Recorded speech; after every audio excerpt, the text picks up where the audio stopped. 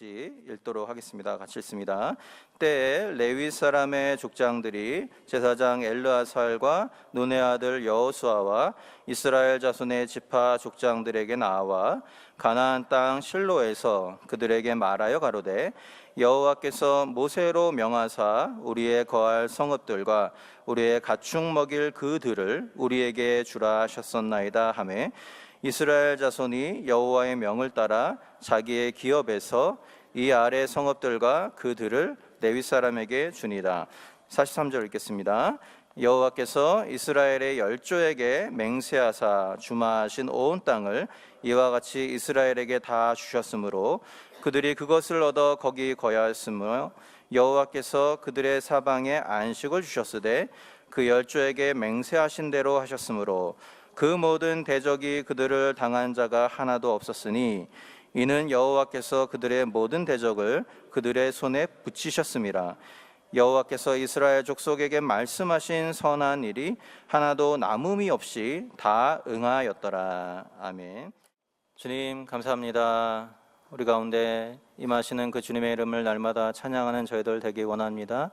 주님을 뵙기를 기대하는 저희들 되게 하시고 우리 예배 시간이 우리의 가운데 임재하시는 그 주님을 만나는 귀한 시간 되게 하여 주시옵소서. 말씀을 나눌 때 우리의 마음을 열어주시고 우리의 길을 열어주셔서 오늘 나에게 주시는 하나님의 귀한 메시지를 받고 또 그 말씀을 가지고 한 주간 승리하는 저희들 되게 하여 주시옵소서. 감사합니다. 예수님의 이름으로 기도합나이다. 아멘.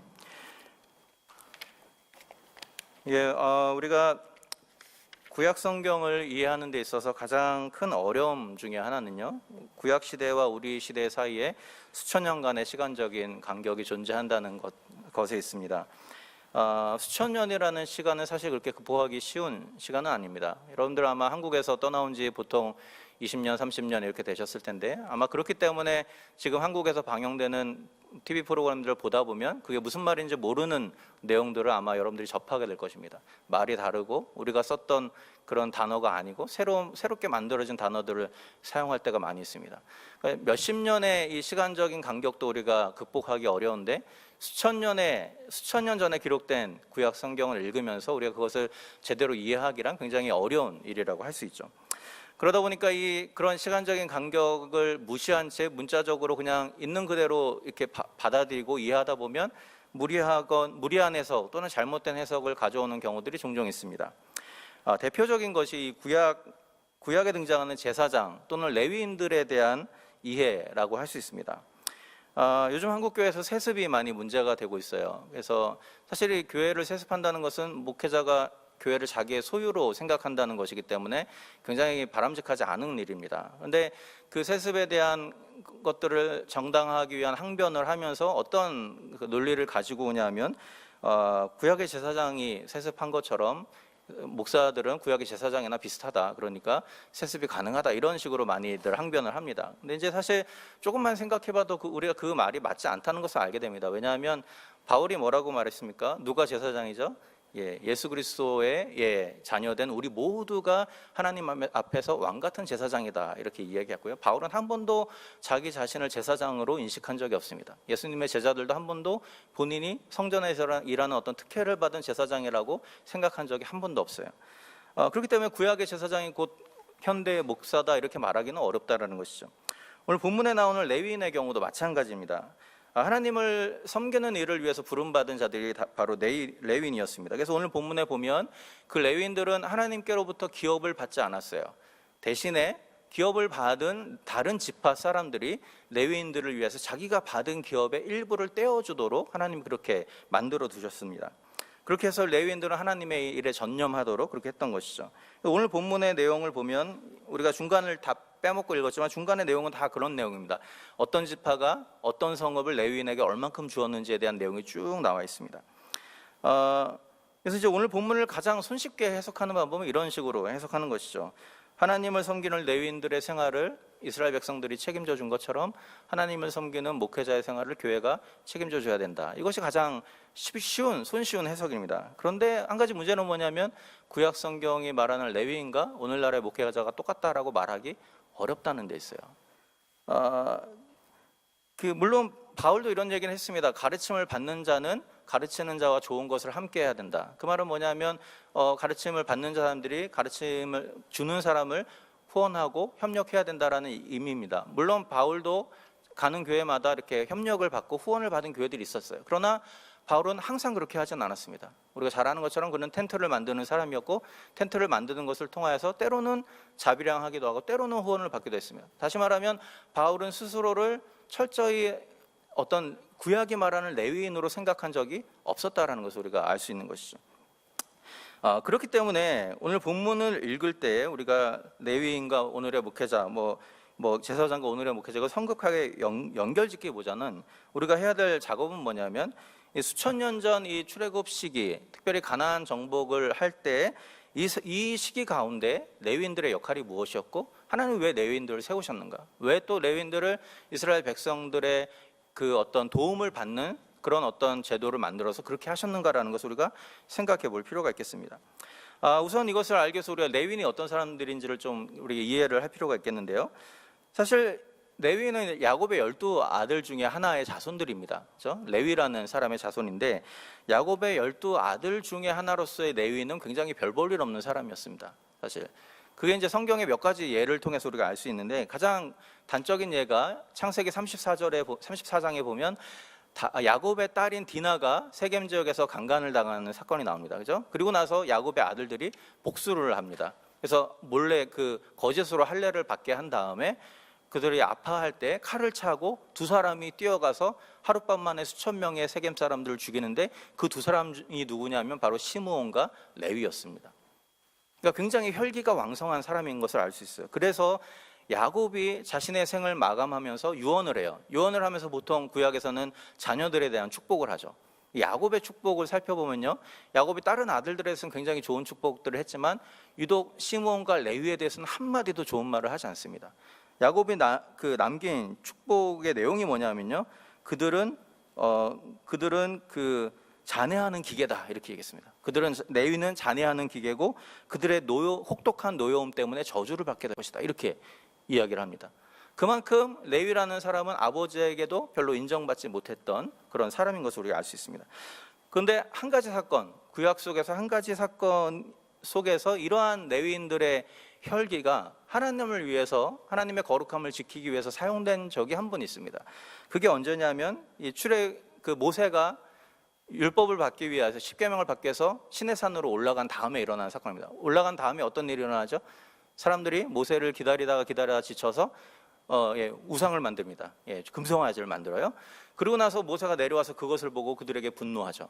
그러면서 모세가 뭐라고 이야기를 했냐면 누구든지 여호와의 편에 서 있는 자는 내게로 나오라 이렇게 외칩니다. 그 말은 뭐냐면 이 범죄에 가담하지 않은 사람들, 하나님의 거룩함을 지키기를 원하는 사람들은 내게 나와서 이들을 심판하는 일에 동참해라 이런 뜻이었습니다. 바로 그때 당당히 확 나왔던 사람들이 누구냐면 레위 자손들이었어요. 레위인들이었어요. 그래서 모세가 그들에게 이야기를 합니다. 칼을 차고 진 이끝과 젖끝을 다니면서 너희가 너희 형제와 너희 이웃을 닥치는 대로 죽이라 이렇게 얘기합니다. 그래서 그 하루 만에 3,000명의 사람이 죽게 되는 사건이 일어나게 돼요. 어떻게 보면 지금 우리의 관점으로 보면 굉장히 끔찍한 사건인데 이 출애굽기 32장의 내용을 살펴보면 하나님이 이것을 거룩함을 범한 죄인들을 심판하는 하나님의 심판에 동참한 것으로 하나님이 여겨주십니다. 그래서 그들이 하나님께 헌신한 자가 되었다라고 그렇게 정의를 내리고 있어요. 그러니까 그들의 의협심, 그들의 혈기가 하나님의 거룩함을 지키고자 하는 어떤 열정과 결합되면서 레위 자손들이 하나님을 이루기 위해서 헌신하는 계기가 되었던 것이죠. 그 이후로 이제 이 레위인들은 세속적인 일 대신에 하나님의 일을 감당하는 일들에 헌신하는 사람들로 세워집니다. 그래서 언약궤를 매는 일도 레위가 했고 성전 제사에 필요한 일들을 준비하는 일을 레위인들이 했고요. 또 성전에서 제사 드릴 때 찬양하고 악기를 다루는 일들을 레위인들이 담당을 하게 되었습니다.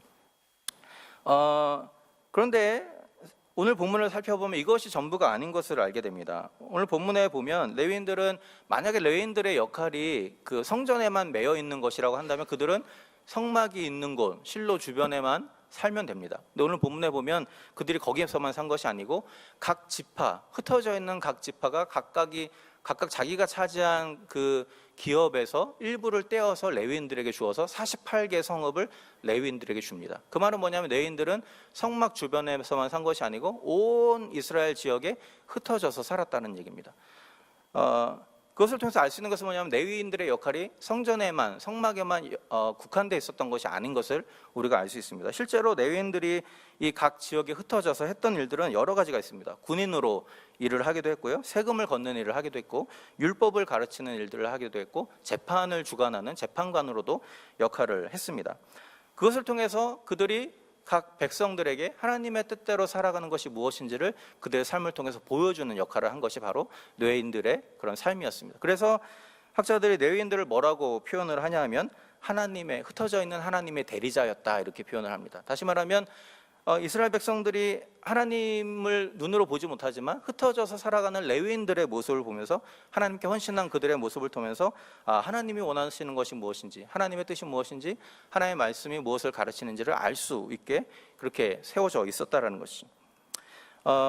그렇게 레위인들이 하나님에게 집중할 때 남은 백성들의 책임은 뭐냐면 그들의 생활을 책임져 주는 것이었습니다. 그들이 하나님께 헌신하였고, 그래서 하나님으로부터 기업을 받지 않았습니다. 대신에 남은 지파 사람들이 자기가 얻은 기업에서 일부를 그에게 떼어주는 것이죠. 그래서 오늘 본문에 보면 48개의 성읍을, 도피성 6개를 포함해서 48개의 성읍을 그에게 줍니다. 그래서 민수기 35장에 보면 뭐라고 말하냐면 많이 받은 지파는 많이 주고 적게 받은 지파는 적게 주어라. 그 말은 뭐냐면 너희가 필요할 수 있을 만큼 주되 인색하게 주지 말아라라는 그런 의미를 담고 있습니다. 근데 우리 한 가지 생각해야 될 것이 뭐냐면요, 이 가나안 지역을 정복했던 이스라엘 백성들에게 있어서 자기가 생명을 걸고 차지했던 기업을 떼어주는 것이 그들에게 과연 어떤 의미였는가라는 것을 우리가 생각해 볼 필요가 있겠습니다. 얼마나 어려웠겠습니까? 그들이 가나안에 들어가서 생명을 건 싸움을 했습니다. 안악자손이 있고 정복하기 힘든 땅이었어요. 거기서 때로는 자기의 동료들이 죽어나가고, 그런 어떤 모든 것을 투자해서 얻은 것이 바로 가나안에서 그들이 얻은 기업이었어요. 근데 그 기업을 아무런 대가 없이 누군가에게 떼어준다라는 것은 사실은 굉장히 어려운 일입니다. 굉장한 희생과 굉장한 포기를 감수해야만 가능했던 일인 것이죠. 하나님은 왜 그렇게 하셨을까요? 우리가 그것을 한번 질문해 볼 필요가 있겠습니다. 그냥 레위인들에게도 기업을 주면 편하잖아요. 자기들이 알아서 먹고 살게 하고.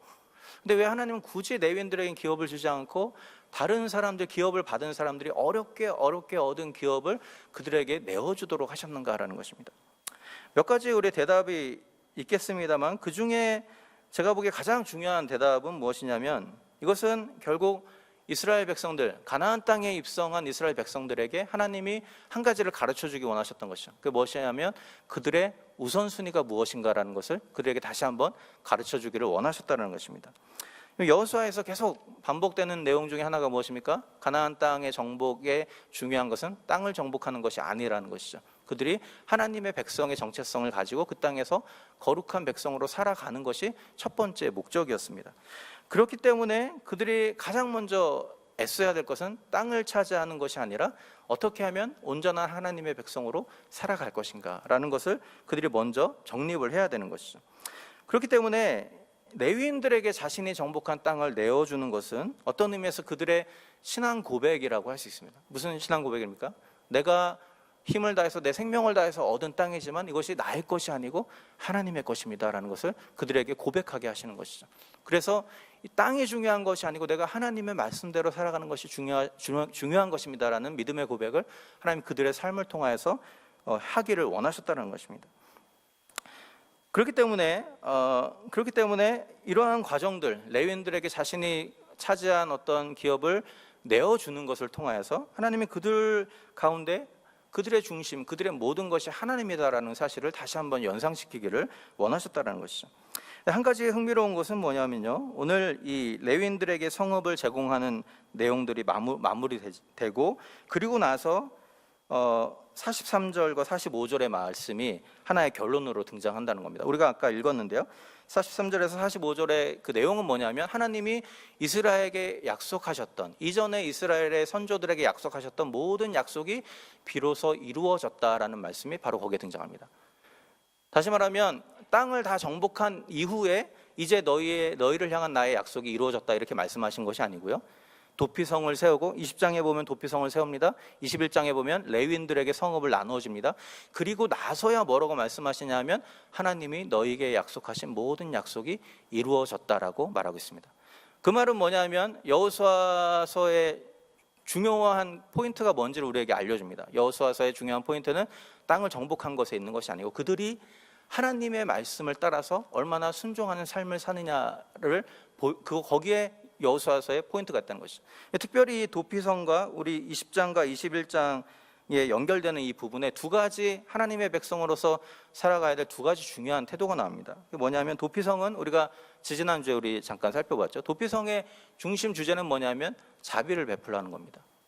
부지 중에 죄를 범한 자들에게 그들이 피할 수 있는 곳을 제공해서 그들이 죽음에 이르지 않도록 자비를 베풀라는 것이죠. 자비예요. 그리고 오늘 본문에서 나오는 레위인들을 향한 레위인들에게 자기의 기업을 나누어 주라라는 것은 뭐냐면 관대함을 이야기합니다.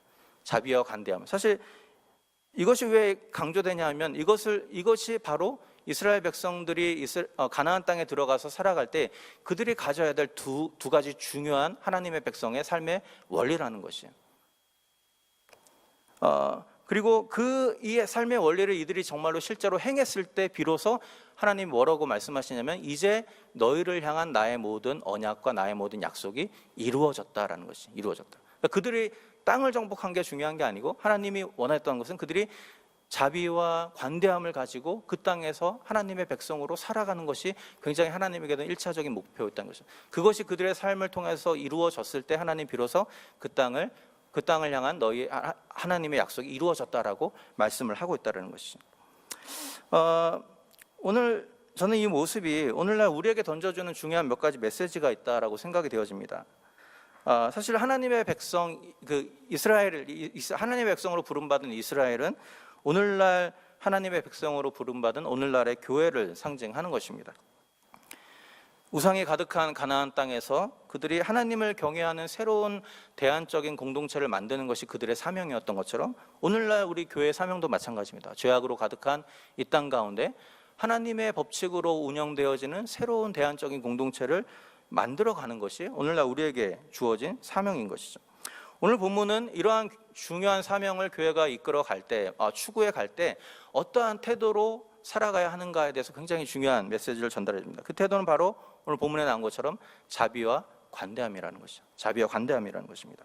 정죄와 비판이 가득한 세상 속에서 적어도 교회 안에서만큼은 용서와 용납이 실현되어야 한다는 것이죠. 아무리 악한 자라 할지라도, 아무리 정서적으로 영적으로 부족한 자라 할지라도 환영받고 어우러지고 하나 되는 것이 교회라는 것을 오늘 본문을 통해서 우리가 배우게 되는 것이죠. 수많은 성도들이 모이는 것보다 더 중요한 것은 이러한 교회의 본질을 회복하는 것이 중요하다는 것이죠. 마찬가지로 우리 교회 모든 사역은 관대함이 기초가 되어야 합니다. 이스라엘 백성들이 자기의 생명을 다해서 얻은 기업을 레위인들에게 아끼지 않고 내어주었던 것처럼 교회 모든 사역은 하나님이 기뻐하시는 일을 위해서 우리의 물질과 시간을 기꺼이 내어주는 것을 통해서만 완성될 수 있다는 것이죠. 그것을 통해서 우리가 하나님 앞에 고백하는 것입니다. 나의 주인이 내가 아니라 하나님입니다라는 고백을 하나님께 올려드려야 된다는 것이죠. 물론 쉬운 일은 아니지만 우리가 이러한 자비와 관대함을 행하면서 살아가야 될 분명한 이유가 있습니다. 왜냐하면 그리스도께서 이미 우리에게 놀라운 자비와 관대함을 베풀어 주셨기 때문이라는 것이죠. 죽을 수밖에 없는 우리를 위하여서 자신의 생명을 기꺼이 내어주셨습니다. 그 자비함, 그 하나님의 자비와 예수 그리스도의 자비함을 우리가 얻었기 때문에 우리가 이곳에서 주님의 백성으로 주님을 찬양하면서 예배할 수 있게 되었던 것이죠. 마찬가지입니다. 우리를 향한 하나님의 관대한 사랑이 없었다면 오늘 우리가 누리고 있는 모든 것들은 어쩌면 우리의 것이 아닐 수도 있었다는 것을 우리가 고백해야 한다는 것이죠. 여러분, 이 놀라운 자비와 관대함을 우리가 이미 얻은 사람들이라면, 그렇죠? 그럼에도 불구하고 우리가 그 자비와 관대함을 베풀지 못하고 살아간다면 우리의 삶은 어떻게 보면 예수님이 비유해서 말씀하신 그 무자비한 종과 같은 삶이 되는 것이죠. 10,000달란트 빚진 자를 탕감해 주었더니 100데나리온 빚진 자기의 동료를 옥에 가두어 버리는 것이나 마찬가지가 될 수밖에 없다는 것입니다. 여러분, 이스라엘의 가나안 정복은 그들이 땅을 정복하는 것으로 완성된 것이 아닙니다. 도리어 그들이 도피성을 만들고 레위인들에게 기업을 내어주는 자비와 관대함으로 살아갈 때 비로소 그들의 땅을 정복하는 그런 모든 하나님의 사명이 완성된 것이죠. 마찬가지입니다. 교회를 향한 하나님의 사명은 수많은 사람들이 모인다고 해서 완성되는 것이 아닙니다. 엄청난 예쁜 건물이 있다고 해서 완성되는 것이 아니에요. 우리가 자비와 관대함으로 아름다운 공동체를 만들어 갈 때에 비로소 교회를 향한 하나님의 사명이 완성이 될 수 있게 되는 것이죠. 이 말씀을 기억하면서 하나님의 교회로 부름받은 우리의 삶의 초점, 우리의 관점이 어디에 있어야 하는지 다시 한번 생각하는 시간이 되면 좋겠습니다. 또 한 가지 오늘 본문의 레위인들의 모습을 통해서 한 가지 우리가 더 알 수 있는 것이 있습니다. 뭐냐면 본문이 말하는 레위인의 역할들은 아까 제가 말씀드린 것처럼 단순히 목회자나 전임 사역자들의 모습이라기보다는 하나님의 백성인 우리 모두의 모습과 더 닮았다라는 것을 우리가 보게 됩니다. 말씀드린 것처럼 레위인들은 성전에만 매여 있지 않았습니다. 그들은 각 지역에 흩어져서 군인으로 세금을 거두는 자로 하나님의 말씀을 가르치는 여러 가지 다양한 역할들로 섬긴 사람들이에요. 역할은 달랐지만 그들의 부르심은 동일했어요. 부르심 무엇입니까? 하나님의 대리자로서 자신이 있는 땅에서 하나님의 뜻대로 사는 것이 무엇인지를 그들의 삶을 통해서 보여주는 것이 레위인들에게 하나님 주신 사명이었던 것이죠. 어떤 의미에서 저는 우리 모든 그리스도인들, 하나님의 백성으로 부름받은 모든 그리스도인들의 사명이 바로 이것이 아닌가라는 생각을 해보게 됩니다. 우리는 교회 안에서만 살지 않습니다. 우리 각자의 삶의 영역에서 흩어져서 삽니다. 어떤 사람은 직장인으로, 어떤 사람은 자신의 비즈니스를 운영하면서, 어떤 사람들은 학생으로 다양한 모습으로 살아가지만 그러나 우리 모두를 향한 하나님의 부르심은 동일하다는 것이죠. 그 부르심이 무엇입니까? 보이지 않는 하나님을 우리 삶으로 증거하는 것이 우리 그리스도인들을 향한 하나님의 부르심이라는 것이죠. 그래서 어떤 의미에서 우리 모든 그리스도인들은 세상 속으로 부름받은 레위인들이라고 할 수 있습니다. 그렇죠? 레위인들의 삶을 통하여서 하나님이 무엇인지를 세상 사람들이 볼 수 있었던 것처럼 오늘 우리의 삶이 창문이 되어서 하나님이 누구인지를 드러내는 삶을 살아야 한다는 것이죠. 우리가 흔히 이런 말을 많이 합니다. 사람을 보고 믿지 말고 하나님을 보고 믿으라, 이런 말을 많이 합니다. 한편으로는 맞고 한편으로는 틀린 말입니다. 왜 그렇습니까? 인간은 연약한 존재이기 때문에 인간이 우리 믿음의 근거가 되면 안 돼요. 그런 점에서는 틀립니다. 그런데 이 말은 또 맞는 말이기도 합니다. 왜 그런지 아세요? 하나님을 믿는 사람들의 모습 속에서 하나님의 모습을 발견하지 않는다면 어디서 하나님을 볼 수 있겠습니까? 그렇죠? 세상 사람들이 가장 쉽게 하나님의 모습을 볼 수 있는 것은 바로 하나님을 믿는 저와 여러분들의 삶의 모습을 통해서라는 것이죠. 그렇기 때문에 우리 예수를 믿는다는 것, 그것이 단순히 나 혼자 예수 믿고 천국 가는 것이 아닌 것을 우리가 다시 한번 기억하면 좋겠습니다. 예수를 믿어 하나님의 자녀가 된다는 것은 하나님의 백성이 된다는 것이고요. 하나님의 백성이 된다는 것은 하나님 나라의 질서와 법칙에 따라서 살아가는 삶을 산다라는 의미를 가지고 있습니다. 그래서 그러한 삶을 통하여서 이 땅에 죄악된 세상의 법칙과 질서를 거스려서 하나님의 뜻과 하나님의 방식대로 살아가는 삶을 사는 것이, 살아내는 것이 바로 그리스도인의 모습이라는 것이죠. 그러려면 적어도 우리가 하나님의 나라가 무엇인지, 하나님의 나라가 하나님 나라의 질서와 법칙이 무엇인지 알아야 되는 것이에요. 그렇기 때문에 우리 그리스도인의 삶은 끊임없이 배우는 삶이 되어야 해요. 끊임없이 하나님의 말씀을 묵상하고 끊임없이 하나님 앞에서 기도하면서 조금씩 더 하나님을 알아가는 삶이어야 한다는 것이죠. 근데 그보다 더 중요한 것은 뭐냐면 그렇게 내가 읽은 말씀, 내가 드린 기도가 내가 만나는 동료와 이웃들을 향한 자비와 관대함으로 드러나야 한다는 것이죠. 그것을 통하여서 그들이 우리를 보고 하나님께 영광을 돌리게 된다고 주님이 그렇게 말씀하셨죠. 저희의 착한 행실을 보고 하나님께 영광을 돌리게 하라 말씀하셨습니다. 오늘 이 말씀을 기억하면서 오늘 우리 모든 그리스도인들이 세상으로 부름받은 레위인들이라는 것을 다시 한번 생각하는 우리가 되면 좋겠습니다. 레위인으로서 하나님의 말씀을 따라 살아가는 우리의 삶이 되면 좋겠고요. 그러한 여러분의 삶, 그러한 여러분 삶 속에 일어나는 변화들을 통하여서 주님을 알지 못하는 자들이 우리를 통하여서 하나님을 만나게 되는 그런 놀라운 일들이 우리 삶의 현장 가운데 일어날 수 있기를 주님의 이름으로 부탁을 드립니다. 같이 기도하겠습니다. 거룩하신 하나님, 오늘 이 시간 말씀을 통하여서 다시 한번 우리의 삶을 돌아보기를 원합니다.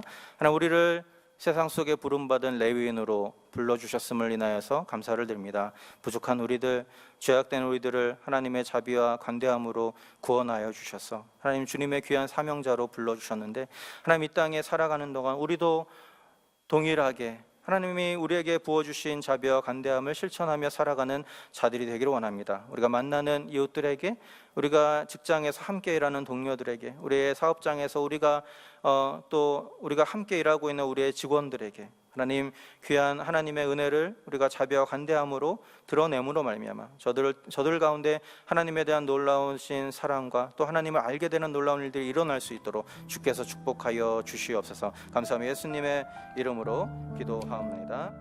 아멘.